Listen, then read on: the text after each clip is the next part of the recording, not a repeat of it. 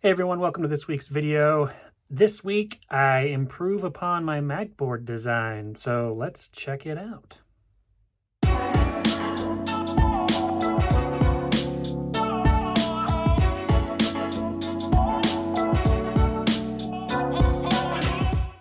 This week I expand more on my Magboard that I made.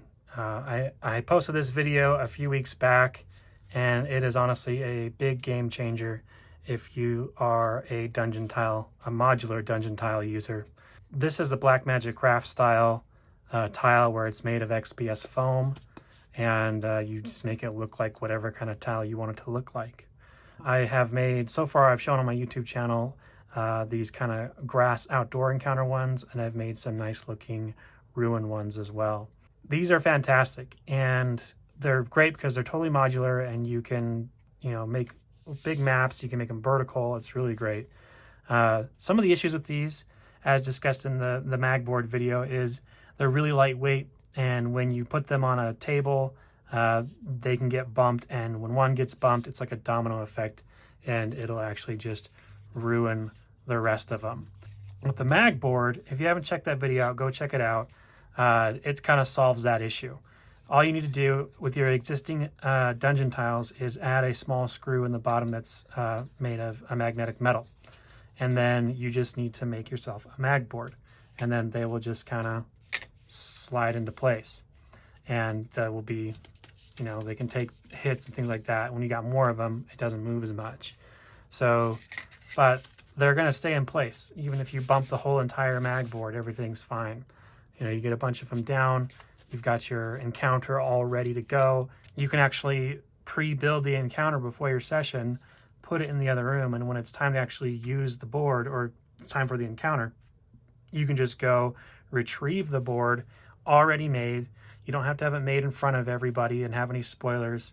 And you don't have to take precious role-playing time to sit there and just build up the encounter in front of everybody. It's just all ready and good to go. One of the issues with this is when you want to build vertically, you typically will just add a bunch more tiles right here, and then you will take some other tiles and put them on top. Now suddenly you're back to where you started. You've got really lightweight tiles that are very susceptible to being bumped and getting moved and messed up. It doesn't take much to just bump one of these and have it get messed up. It's not like down here where you can just kind of hit it all you want. That's where I have thought of a new tile to actually kind of solve for this. At first I thought I'd just make these tiles magnetic, but then I figured out how to do it, but it was kind of a long process, and also you risked damaging the tile on the top, and you also ran the risk of the magnet not being very strong and you not having a very secure hold when they were stacked. That's where I introduce what I call the filler tile. Now, the filler tile, as you can see here, has a magnet right on top. It's the exact same thickness as these tiles. It's basically essentially the same thing, just painted black, and then it has a screw on the bottom. So now what we can do is we can set these aside. We don't even need to use these, which is fantastic because they were good looking tiles that you weren't even looking at anymore because they were covered. And now you can actually get more real estate kind of built up and verticality. You don't have to balance it out anymore. It's just you can have both, not one or the other. All you do is place these in place of those, and they're magnetic, and they slide into place just like the other tiles do. But now you've got that nice magnetic piece on top, and now they're secure. You've got a second layer that's totally secure. Now, if you wanted to go even higher, you just take two more of these right next to it, and then you could stack one on top right there, and you're still magnetic. No issues. There's not much to this tile. Honestly, it's just a black dungeon tile with a magnet and a screw on the bottom. What I might end up doing with these is actually painting one half of it a different color, possibly brown. The reason being is because when I get one of my corner pieces on there, and then say I put another piece down here, you can see it breaks up the aesthetic right there on that corner. On these ones here that kind of have the, the more live edge on them, You don't notice as much. It almost just looks like a shadow. Even in person, it just looks like a shadow. However, you do have these like major corners over here that really kind of break up the aesthetic. Now I have some scatter terrain pieces that I'm going to be making that can cover these up. In a pinch, you could actually just slide that one out and use one of these. It'll magnet on. The problem is this piece won't be magnetized anymore, but you're still only left with a handful of pieces that if you bump it, it's not going to affect the rest of the row. Yeah, so that's one thing you could do. But what I'm thinking of doing is painting like half of this maybe brown, and then when it is underneath right there, this part will be brown and just look a lot like the dirt. But yeah, let's kind of go over how I made this real quick, and it's honestly so easy. But there is a new tool that I found that's fantastic for crafting with this kind of foam, and let's take a look at it. First things first was to cut a whole bunch of tiles. I made about 50 of them, I believe. And I made them make sure you make them the exact same size as your other tiles so they'll sit flush with them. But what I did was I just found the center of them by drawing an X across them, and then I pulled out one of my new tools, one of my favorite new tools, the boring tool. They come in a number of sizes, and I just matched up about the size of the magnet that I was using with the boring tool, and then I just kind of bored into it just a little bit with a little bit of a twist. And the goal here was to go just about the depth of the thickness of the magnet, and then I picked out all of the foam with my most used tool ever, these small tweezers. And once I got that picked out, I took some hot glue and I put a dollop in the middle and then pressed the magnet into place. You'll want to make sure that you use enough glue, and don't be afraid if a little bit squeezes out on the sides and you have to wipe it off. You'll never see it, but you do want to make sure that you do have a very solid glue with the magnet, because it could get pulled out. The key here is just to make sure that the magnet sits flush with the top of the tile.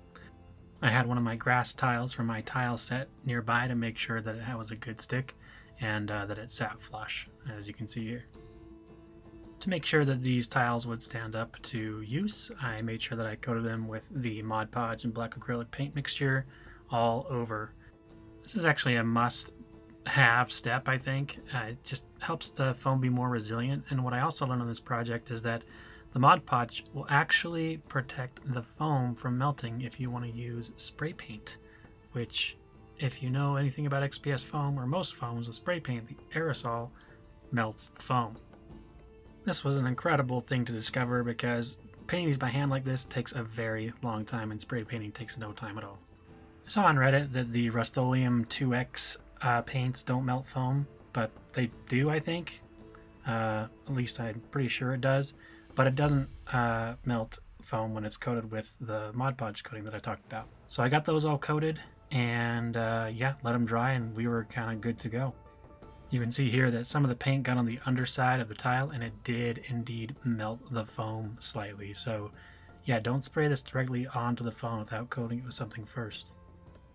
The final step was to put our screws in the bottom. So first you just want to draw a little X and find the center. Put a screw, don't push it in all the way. So you can just kind of take two of them like this, press them together so you get a nice little Phillips head imprint there, and then you just know where to put your screw every time. And it's a real simple, kind of fast shortcut in getting all your screws right in the middle of each tile. And then just make sure that the screw sits flush on the bottom, and you are good to go. And a quick bonus tip: if you already have tiles that you've made that are really thin, like this one, and the screws are too long to make work with the Magboard, then here is a way to make them work with the Magboard. So this is how you do it. You find these flat metal washers. There's a link in the description below. In fact, there's a link to all the tools that I use below. You can just find them on Amazon. I actually made these tiles a while ago before I put anything on YouTube, and they're great tiles. They're just like a cave tile, and I didn't plan on ever making a Magboard when I first made them, so they never really were made with that in mind. So I just took the washer and I pressed it right into the center of the tile, and you can actually just take a razor blade and just kind of cut around it there if you like. I have the boring tools though, so That's what I used, and then I did the same way. I installed the magnets on the filler tiles and just tweezed out the middle, and then used a bit of hot glue. Now these are a bit thinner than the magnets, so you need to be really strategic with your hot glue, and you might even need to smear it over the top of the washer so you make sure that it sits in there nice and secure. Otherwise, the Magboard will pull it right off because a tiny little dot won't do. Thank you so much for watching. I really appreciate all the comments and likes and subscribes that I've been getting. Please keep that up. And probably got more coming in the next couple of weeks, so stay tuned.